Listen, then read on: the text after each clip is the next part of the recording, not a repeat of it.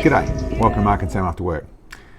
Today I want to do a video on shooting long-range videos, or our way of shooting long-range videos. I suppose there's a few different things I want to go. So it's a question we get occasionally. It's obviously a curiosity of people thinking about whether they're starting a YouTube channel or they're going out to do a shoot and they record it. In various ways, it comes down a little bit to equipment. I won't go through all the details of the equipment that we use other than linking them below. So I'll put a full list of what we use below, but it's really more about the ingredients and I suppose the way of shooting, our way of shooting a long-range video, a long-range shooting video. And I suppose I should start there.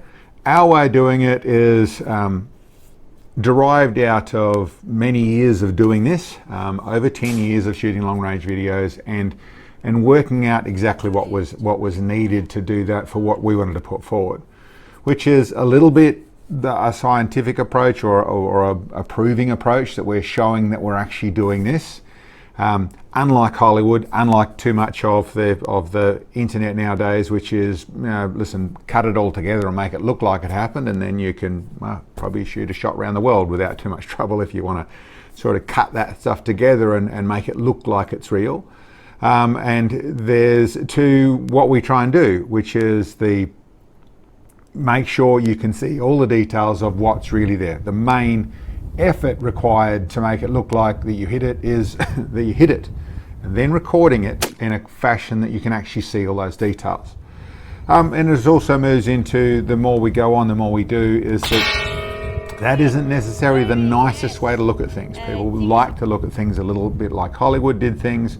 So to have a blend of it really happening, but making it look a little bit more Hollywood, which is a little more screen swapping and things where you actually get to see it sort of like in real life. There's a blend of all that sort of stuff. And you'll see in our videos over the years, things have progressed. We do things and try and put a little bit of all that in there.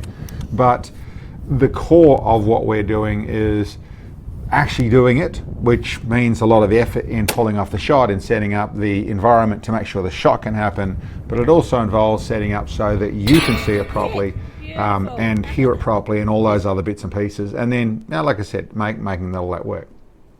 So that also goes into, and I suppose the fundamentals of our way of doing things is you can't see it, or you can't get that image, you can't show that unless you've recorded it. We don't have a production team. We have a Mark and Sam team, that's the whole team. And then we have a whole gang of cameras. And that's for that exact reason. Where in Hollywood, or if you're YouTube and you're setting something up, you can take it from this angle, then you can do it again, and you can take it from that angle, and you can use one, maybe good, maybe average camera, whatever it is, and take multiple scenes or multiple takes on that scene. And have someone who's a production manager or a video manager that's looking at it all and can see all this sort of stuff and play it back, and did we get it or didn't we get it, and let's do it again, that sort of stuff. I've no doubt most channels have a certain amount of that, or a lot of videos have a certain amount of that when they're certainly trying to produce something, unlike a vlog type thing, but where you do that sort of stuff and it's not just first person. We do it a different way. We have multiple cameras, so they're all there. So if one lets us down, if one hasn't got the angle properly, if one is got the sun in the wrong place, all that sort of stuff, then there's choices to go from.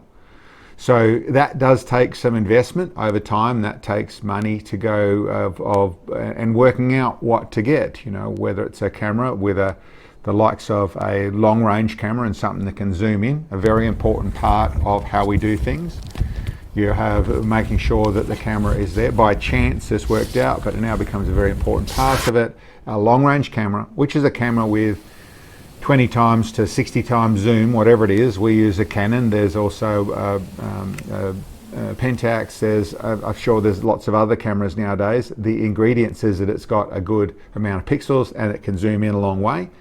But to be able to zoom in, not too close, you want to make sure that you can see things clearly, but not too close. You still want to put forward, you still want to see what we can see in the way of the image we're looking at. But by circumstance, we found that the muzzle blast, or the air shockwave from the muzzle brakes, caused a little shudder in the camera, and then you can actually watch the impact out in the field. There is a very important part of actually being able to time things properly.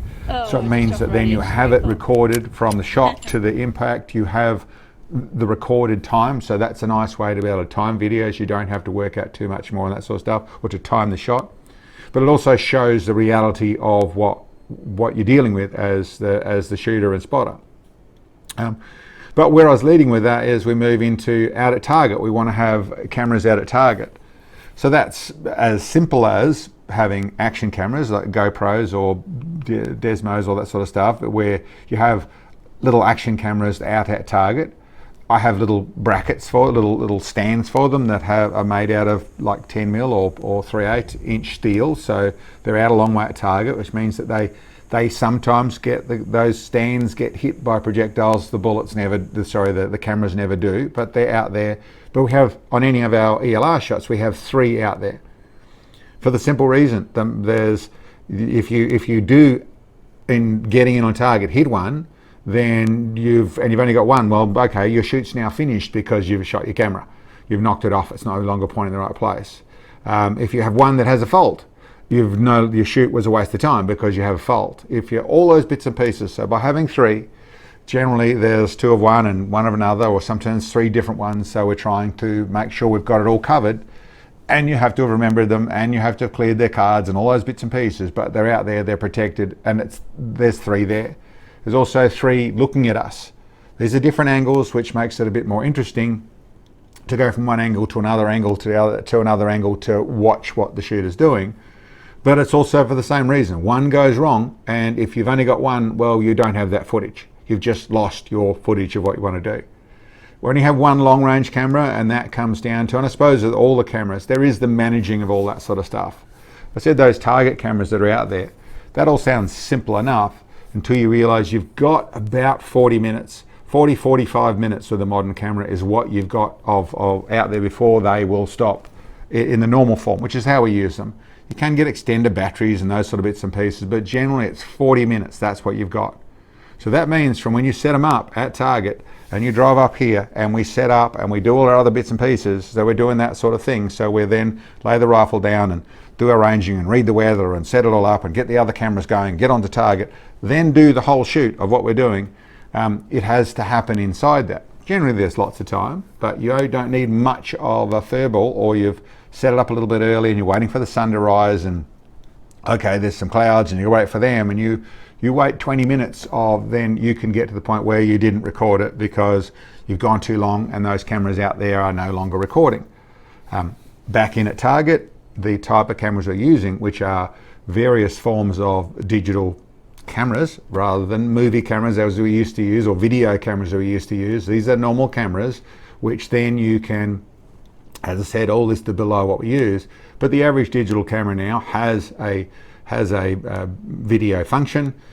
Set up them on tripods around the place, set to the right angle, but the feature with those is you've got 20 minutes. Approximately the modern camera, I think it's a licensing thing, something like that, be approximately 20 minutes of when you got to do things. So you got to start them at the right time, and then you've got to go forward. Generally 15 minutes is going to see everything we're doing. We're all packing up and going home, but it is also something that has to be monitored. That with us is largely Sam's job. Sam's the spotter, and she's running her camera, and her camera needs the resetting, which tells us if all the rest needs resetting. And it doesn't take much of a furball to end up where we're waiting for something for some reason or other, whether there's stock or there's something that's actually moved, and then we'll stop. We'll have a few shots and have to stop, and that can really run into a crunch on time things when you look at the timing that's going on with things. So that's the process of whether I suppose the other things we do have a long range camera. We have 3 cameras on us, or 3 to 4 cameras on us. We'll have 3 cameras out at the actual target itself, as long as we've just got one target. Otherwise we move into other cameras as well.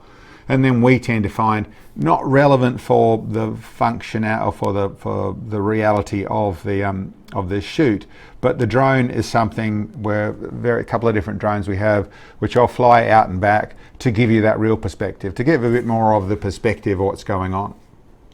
With all that, like I said, where I used to do a lot of, I still do a fair bit of, but the picture-in-picture side of things lets you see all the things happen together. It gives a real, a bit more of a scientific way of doing it, where you can actually see everything happen in its time and its sequence.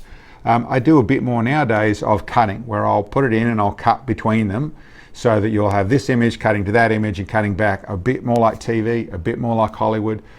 A lot easier to obviously stage. You could just have, you know, a different things like it. You could do that with just production and not actually have a real shoot. It's not how we do things, but I've decided it's worthwhile going to that place because I think gives a little bit more of the experience of like I said, it's a little more attached to what people are used to on TV side of things, and it looks a little better. But I always try and make sure inside all that I also put the stuff that really verifies this shot really happened. You know, that's the main ingredient of how we pull off the shot. Is not by making it look like it really happened. It's much more like pulling off the shot, and then we want to make sure that you get the desired effect from it, because it is one of those things. It comes into the weather for us is more important for the image than it is for the shot.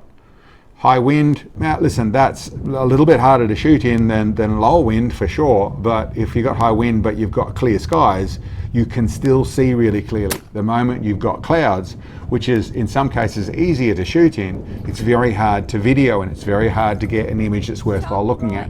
The same with, well, mirage is another thing altogether. That's sort of pretty much terrible for everything.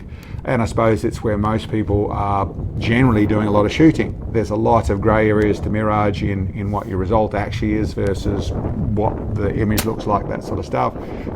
There's accuracy involved with mirage and all that sort of stuff, but it's a terrible image. So it's, for us, it's why we also have to squeeze things in, and I'd recommend for anyone who really wants to do good video work, then the really beginning or the really end of the day is where all that sort of stuff works. It's good for shooting also, but it's where your images are the best, where your mirage is the lowest, generally the wind's the lowest, everything's at the best place, and you get that bright, fresher light in the way of, which is all about photography in its core, is about light.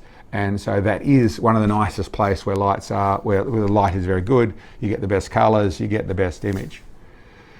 So that's the basic process of videoing and what we do on that sort of score. Production side of things, listen, we use, as listed below, but it's the Cyberlink product, the Power Producer, and it involves, well, basically, for us, it's many years of me learning how to do all that sort of stuff. It's not courses, all that type of thing. It's get it and crunch through it and figure it all out as to what you need. It is, for us, a case of getting all the image, and that's my first job. When I get all the, when we're done, we're packed up, we pick up the target, we put everything in the car, we put it all back together, we pick up all the cameras, all that sort of stuff. Then I come back here, then I download it. I pop the cards out and I plug them in and I download them all.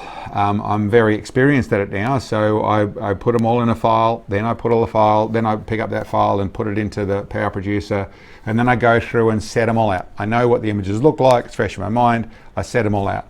And that can be a string of, you know, up to 6 generally is about as far as I go with all the different images. I put them all there and I time them all. In a Power Producer side of things, or that sort of production, that sort of editing equipment, then I can see you can see all your little sound spikes. It takes a little while to get all in there, but you can see all the sound traces. Those are things that then I have essentially what's like a clapperboard, where it's making that noise, and I line up those peaks. I zoom in, so I basically go into the time so I can actually see. I spread it all out so I can see that time very accurately, and I line them all up. So that works for all the cameras that are with us. Then I use our long range footage, or that timing, and with the long range footage I line the impact up with the target cameras. So then I go through very carefully and line up that. So that if I've just got one strand, so I've just got 20 minutes or 16 minutes or 10 minutes of footage, then I can generally just line up that and it's done. The action cam stuff, for people who know it, will only have 5-minute chunks, but you can just put them all together. The other stuff here, I line them up and I'll get time properly.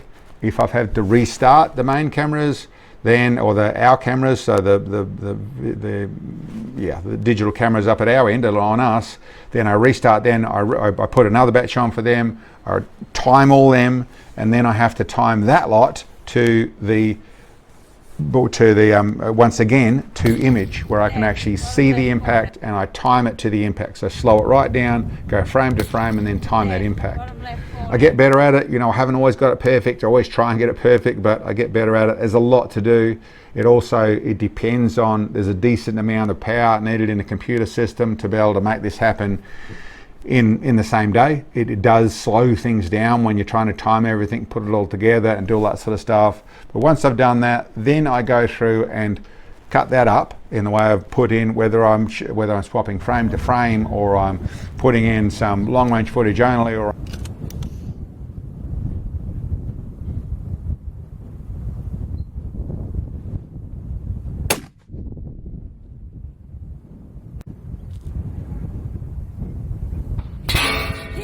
beautiful. Just offset. I'm putting in the picture-in-picture, that sort of stuff. I go through and figure it out, so I'm actually trying to show that sort of thing. To me, integrity of what my image is extremely important. That matters a whole heap, how I'm actually putting it together. It matters that it's real, and I suppose, to be honest with you, it's a bit, I don't know if it's sour grapes, or it's just a bit frustrating to see the people who've taken the Hollywood angle and then make pretend and carry on like it's real. There's a few of the video people out there, or the YouTube people out there, that are quite prepared to bald-faced lie and you know, and sell it to you with a straight face, and that's a little frustrating to see. But listen, when it's all about views, and I suppose there's decent money to earn for a lot of channels out there, that becomes something that's, I understand it. We have never had that curse for some reason or other, or that benefit for some reason or other. We don't get a lot of money for what we do. YouTube pays us very, very little. Yes, we're nearly 500,000 subscribers, and yes, we'll have over 1 million views, or I've forgotten how many million views, it varies, but per month, that sort of stuff. We have lots of views, that sort of stuff, but we get paid very little for what we do. I think if it was a hunting channel, or if it was pretty much anything else, if it was a makeup channel, then we probably would be earning. And I hear people who are right now going through the process of concern that they're not getting monetized anymore, or they can't run sponsorship anymore, or they can't do that sort of stuff. But this is their living, and they'll have less subscribers and less views than us, but they're living on it, which is, listen, awesome, amazing, never an experience that we've had, never something that we understand. In total frankness, the best month we've had, I think we got, which was really, really good, we got like $600 in the month. And I think on that month was paying for something in the vicinity of 10 or 15 million views, and a gain of like 3,000 subscribers, or so. It was really good, a good month, that sort of stuff, but that's the best we've ever seen. Why we get so harshly punished or penalized, I don't know. I think it's whether it's the long range sniper thing, or it's enough complaints from the local police department, or whatever it is. I don't know what causes our situation, but the likes of people who are upset that they're not going to be able to make their living out of this, so they're going to have to stop their videos. It's not something that's been on our radar at all, because we work 40 hours a week at our normal workshop, being a mechanic, to be able to pay for what we do here. We aren't sponsored. We get some product, we get the odd scope, that sort of stuff, which is awesome. We get some help from some members, we get some help from some people who support us on the channel, and there's different ways that people help us, which we're so grateful to. But by no means is this a income earning venture in the way of you could live on it by any means. So I'd say, I think in new channels with a different, haven't been there for a lot of years, haven't already been tarnished with that brush, it may be worth something to you. It may well be able to earn decent money out of it. For us, it's never been that way, so it's something that we're not missing it, because we never had it. Anyway, enough whinging, not trying to do that. That's the overall of this. Lots of hours involved with a video, and it ranges from, listen, if you're really, really fast at doing what we do, then it'll be done in sort of 12, 8 to 12 hours work. There's videos that have literally taken 36 hours of work to get them done, and probably the average is in the, you know, a good solid couple of days involved in putting together an ELR video and showing all those bits and pieces. Last place I'd also say, for the guys who want to do the extreme long range or the ultra long range sort of stuff, put some more effort into your video. The stuff is, there's the genuineness is in the fact that we believe you, we want to believe you, and you sound very genuine about stuff. The video that most of the guys are doing that sort of stuff is way below par, putting tens of thousands of dollars into the ammunition, into the rounds, into the holiday to do all that sort of stuff, and the video recording is, listen, come on. If you're going to want it to mean something, then do it so that you can verify it with your video. You need that long range, you need that punch and the long range and the hit. You need the cameras up front, you need the multiple stuff. You need to show the group. One hit happened out of the blue, yeah, you know, that's the blind squirrel stuff. You need to show the rest of what's actually happening so we can all be along for the ride, we can all see where it really is, and if it's not there, well, you know, was it a blind squirrel?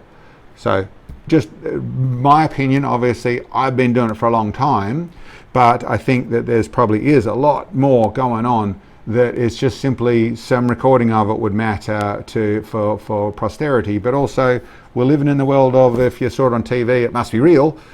So let's be a little bit genuine about what you saw on TV or what you put on TV. Anyway guys, that's mine. Don't trying to be preachy there. Sure, everyone does the best they can. Yes, there's a fair bit to invest, but you don't need to break the bank. You just need to build up at it and do your research and figure out what works for you.